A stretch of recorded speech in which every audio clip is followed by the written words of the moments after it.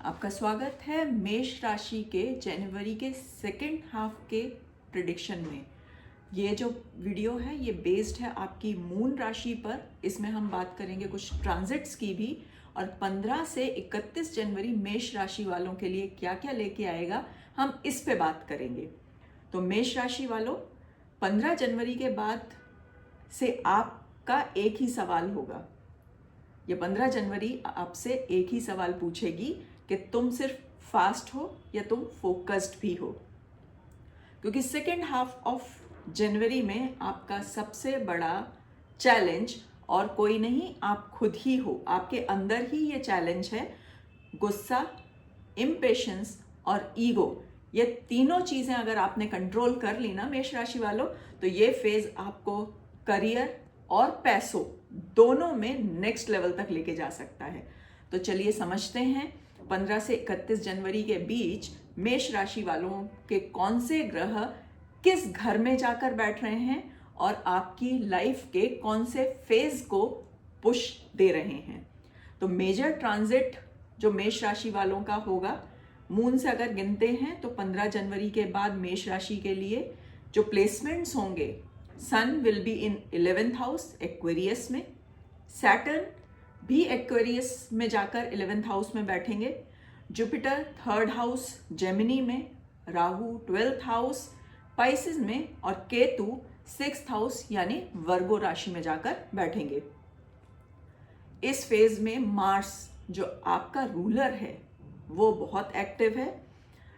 अब ध्यान से समझ लीजिए कि एक्चुअली किस तरह से आपकी राशि में इस बचे हुए 15 दिनों में चीजें होने वाली हैं।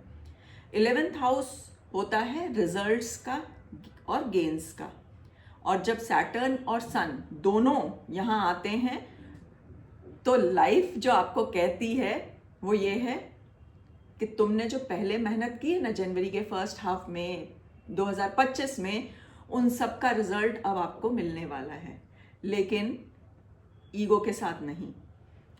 राहु 12th हाउस में होने की वजह से आप बाहर से बहुत ही कॉन्फिडेंट दिखोगे। लोगों को लगेगा अरे वाह कितना कॉन्फिडेंट व्यक्ति है, लेकिन अंदर कहीं ना कहीं आपके अंदर रेस्टलेसनेस, नींद की कमी और ओवर थिंकिंग, ये वाली चीजें हो सकती हैं।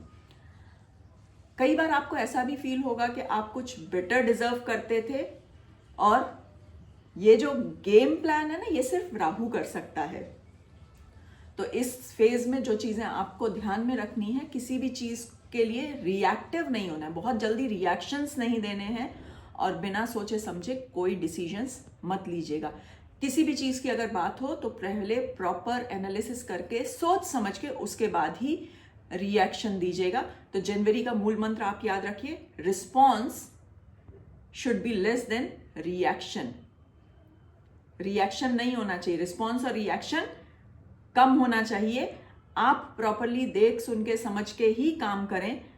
अगर आपने अपने दिमाग को कंट्रोल कर लिया तो राहु जो एक थोड़ा सा शैतान प्लैनेट है वो भी आपके कंट्रोल में आ जाएगा और आपके ही फेवर में काम करेगा।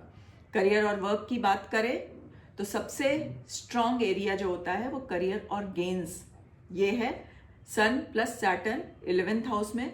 सीनियर्स आपको नोटिस करेंगे, रिस्पॉन्सिबिलिटी बढ़ सकती है क्योंकि नोटिस आप हो रहे हो, और आपसे आउटपुट ज़्यादा एक्सपेक्ट किया जाएगा। अगर आप जॉब में हो तो अप्रेजल और रोल डिस्कशन पॉसिबल है। बिजनेस में हो तो नेटवर्किंग आपको बहुत अच्छे रिजल्ट्स देने वाली है, और अगर सेल्फ एम्प्लॉयड हो, अपना खुद का काम कर रहे हो, तो आपकी विजिबिलिटी बढ़ने वाली है। लेकिन थोड़ा सा थमिए, एक छोटी सी वार्निंग कि मार्स आपका रूलर है। जो मेष राशि का जो लॉर्ड है वो मार्स है, और इस पीरियड में मार्स आपको आर्ग्यूमेंटेटिव बना देता है। आप आर्ग्यूमेंट्स करने लगते हो, लोगों के ऊपर क्वेश्चन मार्क लगाने लगते हो। थोड़ा सा बच के रहिएगा, अथॉरिटी के साथ आर्ग्यूमेंट मत कीजिएगा, क्योंकि ईगो क्लैश आपको थोड़ा सा नुकसान पहुंचा सकता है। और अगर डायरेक्टली नुकसान नहीं पहुंचाएगा तो जो आपको फायदा मिल सकता है वो अथॉरिटी के साथ आर्ग्यूमेंट में पढ़ के आप अपना फायदे को डिले कर सकते हैं। तो अपनी बात रखिएगा, लेकिन टोन थोड़ा सा सबमिसिव की तरफ रखिएगा। आर्ग्यूमेंट्स में मत फंसिए। फाइनेंस और गेन्स की अगर बात करें तो 11th हाउस एक्टिवेशन, इनकम के चांस बढ़ने वाले हैं। राहु फिर से यहाँ थोड़ा सा कुछ रोल प्ले कर रहा है, लेकिन ये किस तरह से रोल प्ले करेगा, कुछ अनएक्सपेक्टेड एक्सपेंसेस हो सकते हैं, ट्रैवल हो सकते हैं, और ये एक्सपेंसेस या ट्रैवल या तो हेल्थ के लिए या लग्जरी के लिए या वेकेशन, काम किसी से भी रिलेटेड हो सकते हैं। पैसा आपके पास आने वाला है, लेकिन इस पैसे को आप रोक कैसे सकते हो अपने पास? डिसिप्लिन के साथ। अगर डिसिप्लिन रहेंगे, स्पेक्यूलेशन, गैम्बलिंग या किसी तरह के रिस्की इन्वेस्टमेंट में नहीं पड़ते हैं, तो पैसा आपके पास रुकेगा। लॉन्ग टर्म प्लानिंग कीजिएगा इस पैसे के साथ। जब तक ये जनवरी खत्म होने वाला होगा, तब तक आपको आपके फाइनेंसेस के बारे में क्लैरिटी आने लगेगी। अगर आप इम्पल्सिव खर्चे से बच जाएं तो आपके फाइनेंसेस बहुत स्ट्रांग हो सकते हैं। अब बात करें रिलेशनशिप की और आपकी पर्सनल लाइफ की। मेष राशि का सबसे बड़ा इशू इस फेज में यही हो सकता है कि जो पहले भी बात की, ईगो, मैं ही सही हूं, ये एटीट्यूड आपके लिए थोड़ा सा प्रॉब्लम क्रिएट कर सकता है। तो मेष राशि वालों, इस चीज से बच के रहो। और ये प्रॉब्लम क्यों होती है? क्योंकि केतु आपके 6th हाउस में है। तो हो सकता है पास्ट में, जो Ketu is related to past, तो पास्ट में जो पुराने आर्ग्यूमेंट्स हैं वो कहीं ना कहीं हो सकता है इस जनवरी के फेज में रिपीट हो जाए। पार्टनर को ये लग सकता है कि तुम मेरी सुनते ही नहीं हो, तो थोड़ा सा उनकी बातों पे ध्यान दे दीजिएगा, उनकी बात को सुन लीजिएगा। तो ये क्लैशेज, ये आर्ग्यूमेंट्स, ये छोटे मोटे झगड़ों से आप बच सकते हो। अगर आप सिंगल हो तो आपका अट्रैक्शन स्ट्रांग हो सकता है, कोई ना कोई आपकी तरफ अट्रैक्ट हो सकता है, लेकिन आप कमिटमेंट देने में थोड़ा सा हेजिटेट करोगे। तो रिलेशनशिप एडवाइस जो मैं आपको देना चाहूँगी, आर्ग्यूमेंट्स में मत पड़िए। जीतना ज़रूरी होता है, लेकिन हर बार जीतना ज़रूरी नहीं होता जब रिलेशनशिप की बात आए। यहाँ पर ज़रूरी होता है कि आप सामने वाले को, आपके पार्टनर को थोड़ा सा समझो, अगर रिलेशंस को बचा के रखना चाहते हो तो। अगर रिलेशन आपके लिए इम्पोर्टेंस नहीं है, वो आपके लिए ज़रूरी नहीं है, तो ठीक है, आप आर्ग्यूमेंट्स करिए, लेकिन रिलेशंस को बचाने के लिए आर्ग्यूमेंट, कलह, कलेश, इन चीज़ों से थोड़ा सा बच के रहिए। आपकी हेल्थ, थोड़ा सा हेडेक, बीपी के इशू, क्योंकि मार्स फायरी एनर्जी देता है, आपका लॉर्ड भी वही है, तो मार्स और राहु का जो कॉम्बिनेशन बन रहा है, इसकी वजह से सिर में दर्द हो सकता है, बीपी फ्लक्चुएशन, नींद थोड़ी सी आपकी गड़बड़ हो सकती है, और हो सकता है कुछ इन्फ्लेमेशन का प्रॉब्लम भी हो। तो आप कुछ एक्सरसाइज में या कुछ मेडिटेशन, इस सारी चीज़ों को करिए। बहुत ज़्यादा जिमिंग मत करिए, फिजिकल वर्कआउट थोड़ा सा कंट्रोल करिए। एक दिन में बॉडी नहीं बनती, 10 दिन में बॉडी नहीं बनती, उसके लिए डिसिप्लिन चाहिए। आप ये मत सोचिए कि अरे जनवरी शुरू होते ही, क्योंकि रेजोल्यूशंस होते हैं, लोग जिम जाना शुरू करते हैं कि मैं बस 15 दिन में ही बिल्कुल बढ़िया बॉडी बना लूँगा या अपने आप को फिट कर लूँगा। डिसिप्लिन ज़रूरी है। तो यहाँ पर जनवरी स्टार्ट में जो रेजोल्यूशन लिया था, करिए, बिल्कुल करिए, लेकिन ओवर जिमिंग आपको प्रॉब्लम दे सकता है। तो ओवर जिमिंग नहीं करना है, बैलेंस्ड फिजिकल एक्टिविटी करनी है।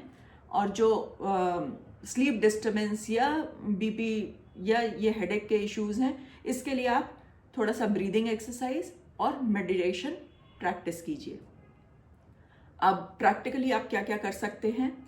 अगर गुस्सा आए तो बोलना थोड़ा सा बंद कर दीजिए, मतलब आर्ग्यूमेंट्स देना बंद कर दीजिए। थोड़ी सी लंबी गहरी सांस, ब्रीदिंग एक्सरसाइज कीजिए, गुस्सा कंट्रोल हो जाएगा। डिसीजन के लिए थोड़ा सा डिसीजन को डिले करें, इम्पल्सिव डिसीजन ना ले, थोड़ा सा डिसीजन को डिले कर दें।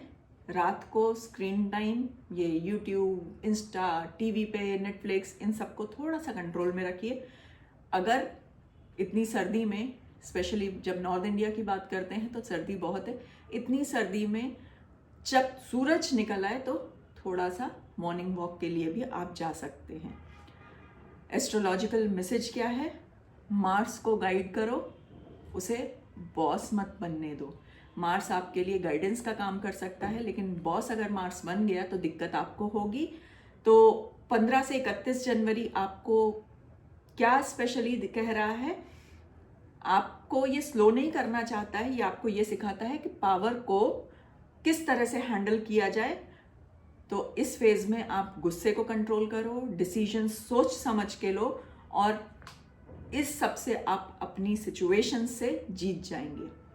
आगे की मंथ्स के लिए भी अगर आप प्रेडिक्शन जानना चाहते हैं तो इस चैनल को लाइक, सब्सक्राइब और वो बेल वाला बटन भी प्रेस कर दीजिए, तो सारे नोटिफिकेशंस आपके पास आते रहे।